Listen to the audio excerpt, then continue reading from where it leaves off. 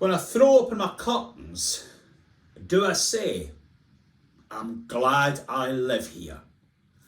That was the performance indicator developed by Brian Johnson when he was the chief executive of an ALMO. He then went on to be chief executive of a major housing association, and from there he became the chief executive of the Maritime and Coast Guards Agency. So a very significant, influential figure, and boy, what a sharp performance indicator. If only we had that clarity in the new regulatory standards. I go around lots of estates at the moment as we prepare for inspection, and it's a mixed bag. People are working hard, they're trying their best, but oh God, you do despair sometimes. Communal doors that are just awful, the lino's broken, the signage is peeling. On one occasion we saw old tyres being used as a garden fence. It's not great, and we understand the reasons. We've got a lack of cash, we've got split ownership, we've got the right to buy, we've got private landlords, etc, etc, etc, but it doesn't look great. Other places doing a little bit better. Just before lockdown, I went round with a BBC crew to visit the low rise at Trellick in Kensington, and the crew were not impressed. They thought it looked neglected and a bit shabby. I went there recently, and you know what? Significant improvements in my opinion. So it can be done, even in the most difficult of circumstances. But let's look at these new standards. Let's take a step back in time first of all. Let's look at what the Audit Commission asked us to do.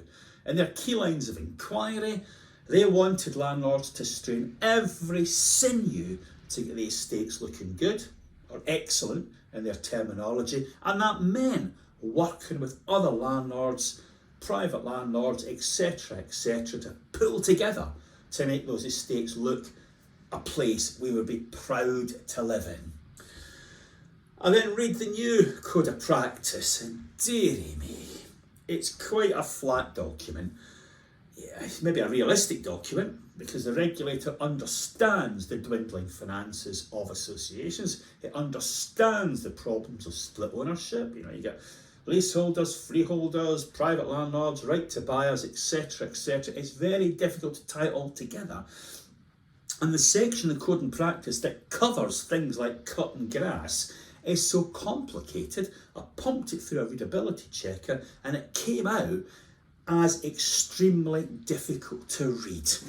Maybe it could not be otherwise. I then pumped in the transparency section, and it came out, thankfully, as only very difficult to read. So they've got a lot of work to do to turn that new Code of Practice into something that the general public and landlords can actually understand.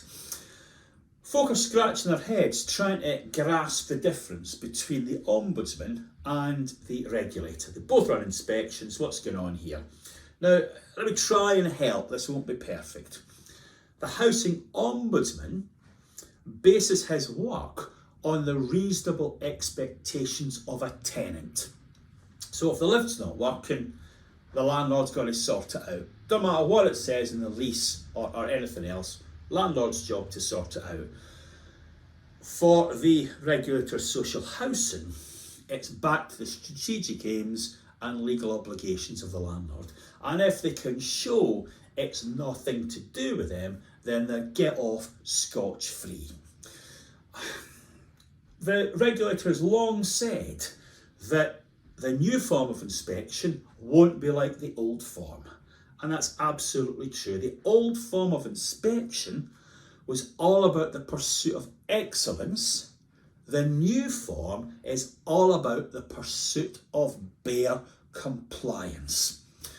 And that sadly is beyond many. But our job is that we need to convince a new government that we can actually deliver, not bare compliance, no one's interested in that, we can actually deliver excellence if new money was to be invested. Last time out, John Prescott was very clear. It was payback for our people to invest in council housing and housing association accommodation. What's it like today? You imagine yourself, you're a resident, you're opening those curtains, you're looking out, and you're saying, I'm paying a lot more rent, a lot more council tax, a lot more service charges. Is this the best we can do? What we need to do in this sector is develop a compelling vision for how good this service could be. But we've got to be careful. Lots of rivals out there, and life is what happens when you're busy making long-term plans. As a former resident of Liverpool once said. Thanks for your attention, and I hope to see you all again very soon.